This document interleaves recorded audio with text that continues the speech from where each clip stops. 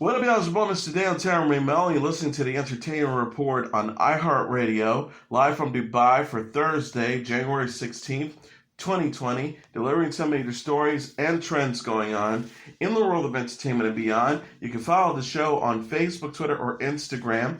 Facebook.com/The Entertainment Report with Ray Melo, that's RAYMELO, on Twitter at The Enter Report, or on Instagram at The Entertainment Report. You can listen to the show anytime you want on iHeartRadio. Just go to iHeart.com or your iHeart phone app, search for The Entertainment Report, and it'll take you to the page.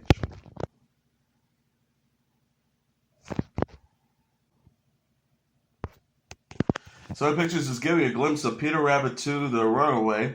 The studio shared a first official trailer for the film Wednesday, featuring James Corden as the voice of Peter Rabbit.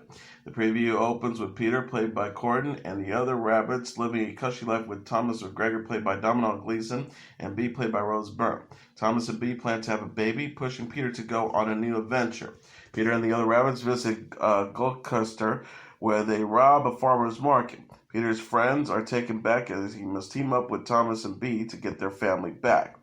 The official synopsis reads, venturing out of the garden, Peter finds himself in a world where his mischief is appreciated, but when his family risk everything to come looking for him, Peter must find out what kind of bunny he wants to be. David Oyelowo co-stars as Percy McGregor, with Margot Robbie as the voice of Flopsy, Elizabeth Debicki as Mopsy, Daisy Ridley as Cottontail, Colin Moody as Benjamin, and Lenny James as Barnabas. Peter Rabbit 2 is a sequel to Peter Rabbit, which opens in theaters in 2018. The movie is based on the Peter Rabbit books by Beatrix Potter. Will Gluck wrote, directed, and produced Peter Rabbit 2. The film opens in theaters April 3rd. James Bond will remain a male character in the film series, according to producer Barbara Broccoli. Broccoli, who oversees the franchise with her half-brother Michael G. Wilson, discussed Bond's future in an interview with Variety published Wednesday. Broccoli produced the last 8 Bond movies: Spectrum 2015, Skyfall 2012, Quantum of Solace 2008, Casino Royale 2006, Die Another Day 2002, The World's Not Enough 1999, Tomorrow Never Dies 1997, and GoldenEye 1995. And the upcoming installment, No Time to Die. No Time to Die opens in theaters April 10th and will reportedly be Daniel Craig's last film as 007. Broccoli and Wilson have yet to select Craig's replacement. Broccoli says, however, that the next Bond will be male. She said, he can be of any color, but he is male. Game of Thrones actress Emilia Clarke is one female star who had expressed an interest in playing Bond. Broccoli says she would rather see women portray strong new characters. She said, I believe we should be creating new characters for women, strong female characters. I'm not particularly interested in taking a male character and having a woman play it. I think women are far more interesting than that. Broccoli said similar sentiments in an interview with The Guardian in 2018. She said, Bond is male, he's a male character. He was written as a male, and I think he'll probably stay as a male, and that's fine. We don't have to turn male characters into women. Let's just create more female characters and make the story fit those female characters. Idris Elba, Richard Madden, and Tom Hiddleston are among the male stars rumored to replace Craig. Crazy Rich Asians actor Henry Golding said in November that he's open to taking the iconic role. No Time to Die is directed by Cary Joey Fukunaga and released their first trailer featuring Craig in December. News broke Tuesday that singer Billie Eilish will write and perform the film's theme song. Birds of Prey star Margot Robbie fought an uphill battle while pitching the film. The 29-year-old actress said in the January digital issue of Glamour UK that she struggled to get a green light for the film lead project. Robbie plays the DC Comics character Harley Quinn in the 2016 movie Suicide Squad and approached Warner Brothers about a follow-up film based on the female superhero team Birds of Prey. Robbie says, it was an uphill battle. I pitched it 4 years ago. She shared, I pitched it with the deck I made. It was pretty thick. It had composed of other female ensemble action films that had done well and one that didn't do well. And my theory as to why and what we can do. But really, I was just saying we need to do a female ensemble action film. I don't know why, where are more of them. In addition to the female lead concept, Robbie pitched the movie as being rated R. She explained, I wanted it to be R-rated so we didn't feel restricted in the language or the violence, because if it was a PG rating, guys can feel like it's a chick flick. Birds of Prey is directed by Kathy Yang and co-stars Mary Elizabeth Winstead, Janelle Smollett-Bell, and Rosie Perez. Warner Bros. Shared a poster for the film in September featuring Robbie as Quinn.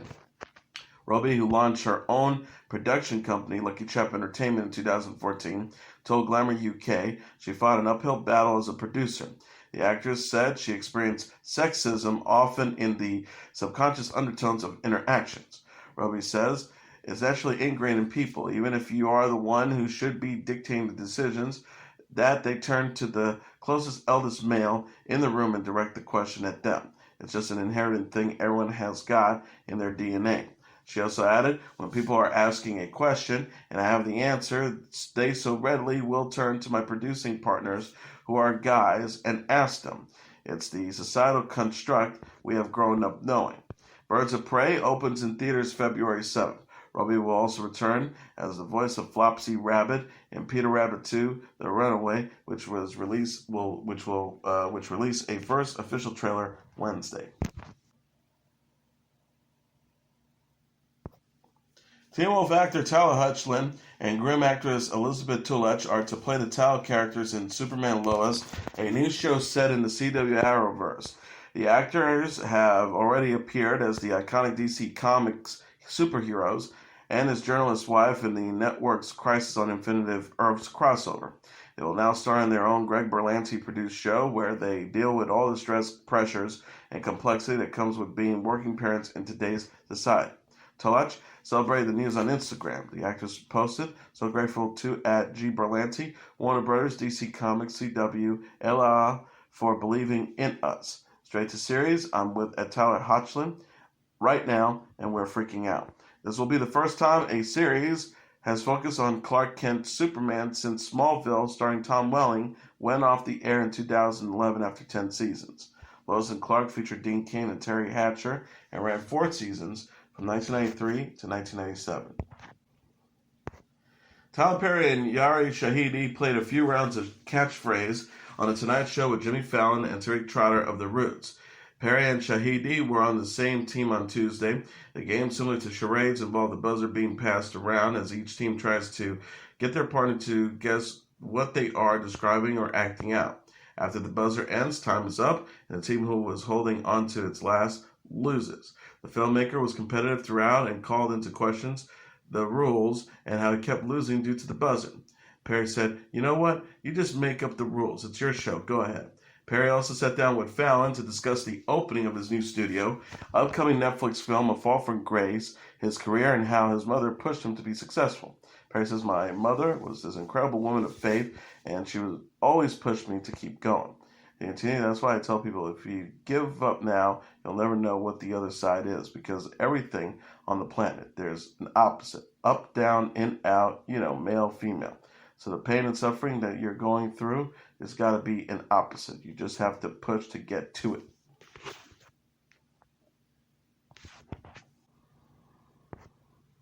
Amazon has greenlit an action drama based on author Lee Child's Jack Reacher mystery novels. Reacher is a military veteran who travels the United States solving crimes and fixing problems. No casting has been announced for the TV series yet. Season 1 will be based on The Killing Floor, the first novel in the series. Child said, it's been great so far, but really the fun starts here. By now I know these guys, and Reacher, it is in the perfect hands, believe me. Showrunner Nick Santora said Lee Child has created an incredible character and world. It will be the goal of every writer, producer, actor, executive, and crew member to capture the essence of Mr. Child's book, and luckily Lee has been there and will continue to be there to help guide us along the way in the series. He is the pulse of Reacher. Allison Janney discussed her love for Carol Burnett on Jimmy Kimmel Live and how she hopes to one day work with the television icon. Janney said about Burnett on Wednesday before detailing how nervous she was to speak with the living legend on the phone. She's the reason I'm an actress. I'm so in love with her. Jenny says, I was just so flabbergasted. I was dreaming of all the reasons Carol Burnett would be calling me. She's going to ask me to star in a variety sketch show with her. We're going to do a buddy movie or something. The phone call consisted of Burnett recommending a dresser for Jenny to use while performing on Broadway, but the mom star still wants to collaborate with her idol in the future. Jenny said about working with Burnett, I know that I'm going to. I just have a feeling I will because I want it so badly. She means everything to me. Jenny will next be seen in Amazon Prime Video film Troop Zero, which arrives on Friday.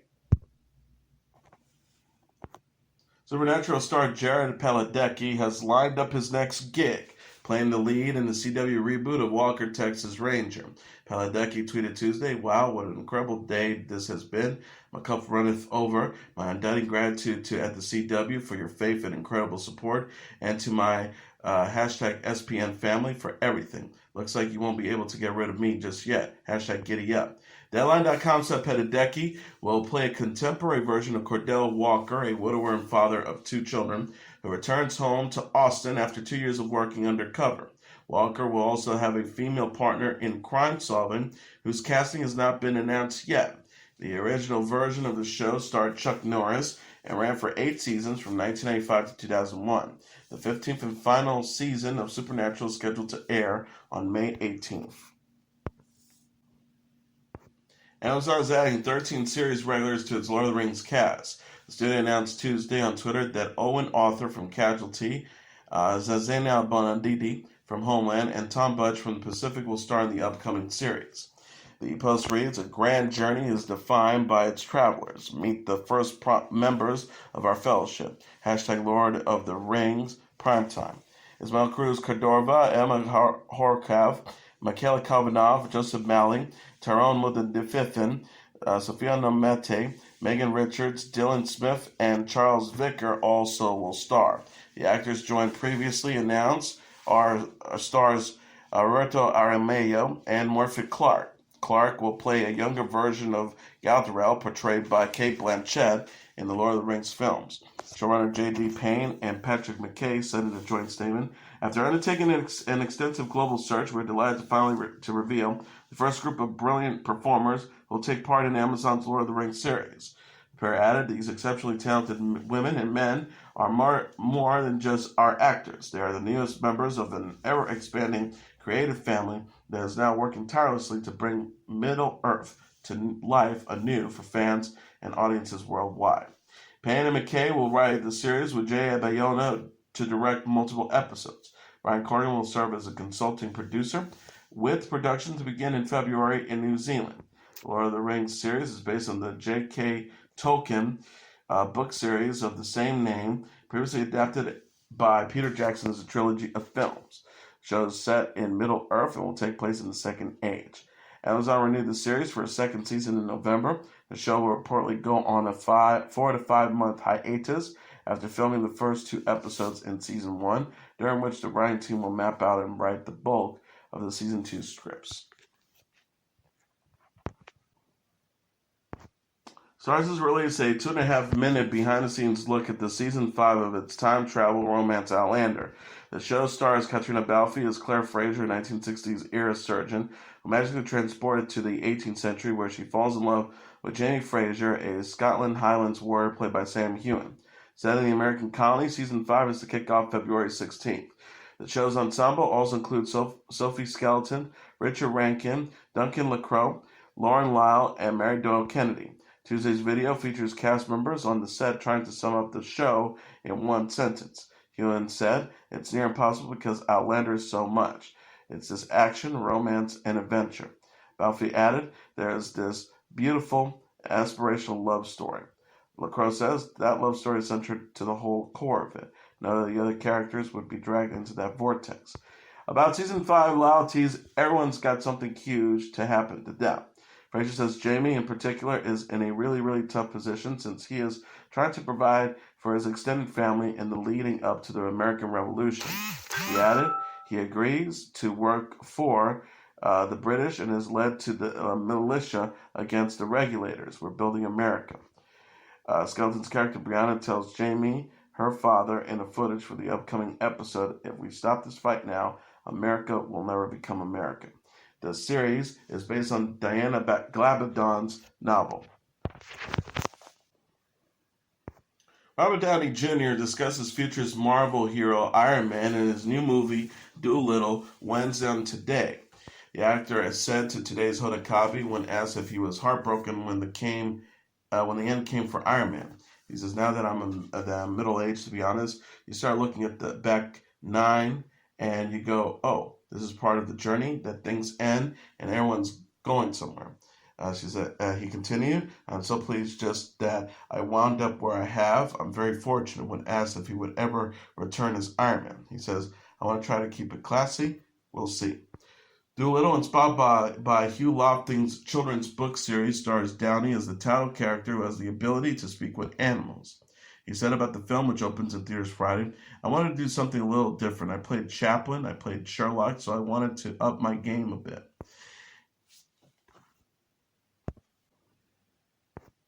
Netflix is giving a glimpse of the final season of BoJack Horseman. The streaming service released a trailer for Season 6, Part 2 of the animated series Wednesday, featuring Will Arnett as the voice of BoJack Horseman, a self-destructive, washed-up TV actor. The preview shows BoJack in his new stint as a professor at Wesleyan University. BoJack reflects on his life, as the trailer shows. Other characters include Princess Carolyn, played by Amy Sedaris, and Diane Wynn, played by Alison Brie.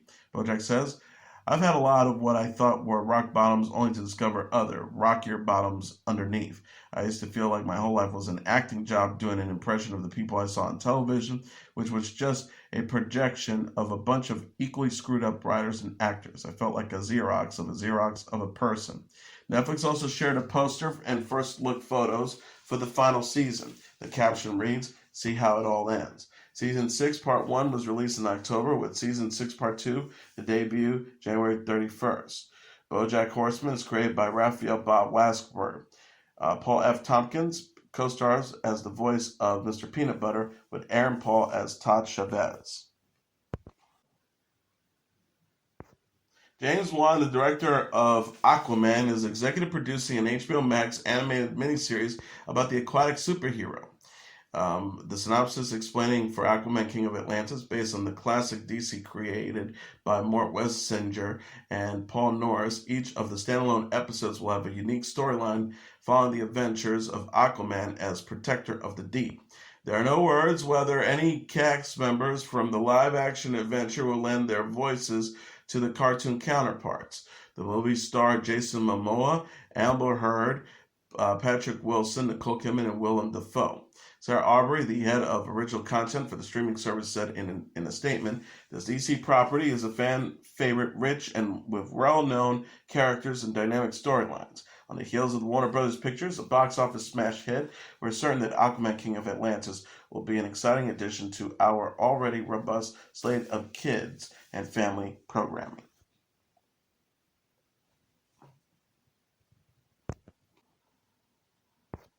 Bon Jovi will launch a new North American tour in June. The group shared plans Wednesday on Twitter for its Bon Jovi 2020 tour featuring singer Bryan Adams. The post reads, "We're excited to announce that our Bon Jovi 2020 tour starts across America in June.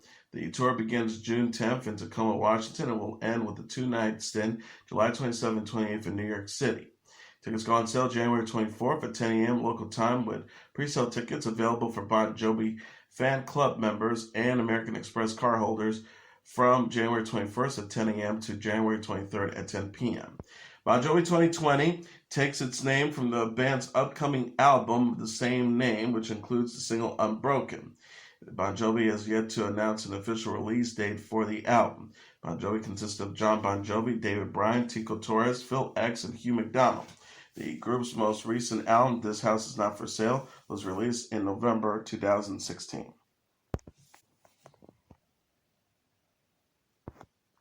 Steely Dan has announced a new North American summer tour that will feature special guest Steve Winwood. The Earth After Hours tour will begin on June 2nd at the Veteran Memorials Coliseum in Portland. Tickets go on sale for the general public on January 25th at 10 a.m. local time through Live Nation. Steely Dan and Winwood will be performing a collection of their hit songs on the tour. Steely Dan is best known for songs Really Into Years, Ricky Don't Lose That Number, Dirty Work, and Do It Again.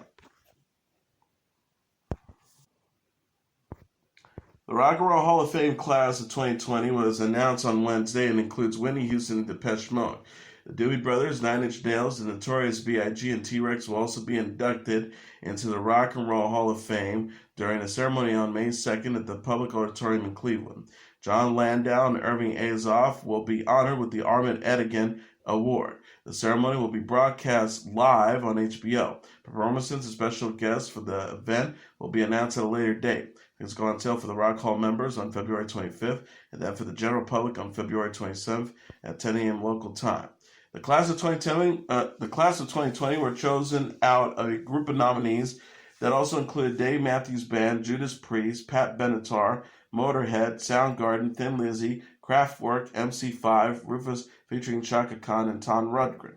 More than 1,000 artists, historians, journalists, and music industry professionals voted on who they thought should be inducted. A fan vote was also used and was counted along with the other ballots. Houston, the Notorious B.I.G., the Doobie Brothers, and T-Rex are first-time nominees. Artists needed to have their first single or album released no later than 1994 to become eligible for the Hall of Fame. Janet Jackson, Radiohead, Stevie Nicks, Def Leppard, The Cure, Roxy Music, and the Zombies were inducted into the Hall of Fame in 2019. And here are the top 10 songs on the Billboard Hot 100 sales charts for the week of January 18th. Number 10, Selena Gomez with Lose You to Love Me. Number 9, Arizona Zervas with Roxanne. Number 8, Lizzo with Good as Hell. Number 7, Tones and I with Dance Monkey. Number 6, Liz Capaldi with Someone You Love. Number 5, Dan Pleshay and Justin Bieber with 10,000 Hours. Number 4, Maroon 5 with Memories. Number 3, Post Malone with Circles. Number 2, Justin Bieber with Yummy. And the number 1 song on the Billboard Hot 100 sales charts for the week of January 18th, Roddy Ricch with The Box. And that is your entertainment report for Thursday, January 16th, 2020. I'm your host, Mr. Downtown Melo. I'll be back tomorrow to deliver some major stories and trends going on in the world of entertainment and beyond. You can follow the show on Facebook, Twitter, or Instagram. Facebook.com/The Entertainment Report with Ray Melo. That's RAYMELO. On Twitter at The Enter Report, or on Instagram at The Entertainment Report. You can listen to this episode or any previous episodes of The Entertainment Report anytime you want on iHeartRadio. Just go to iHeart.com or your iHeart phone app, search for The Entertainment Report, and it'll take you to the page. Good night, and God bless you all.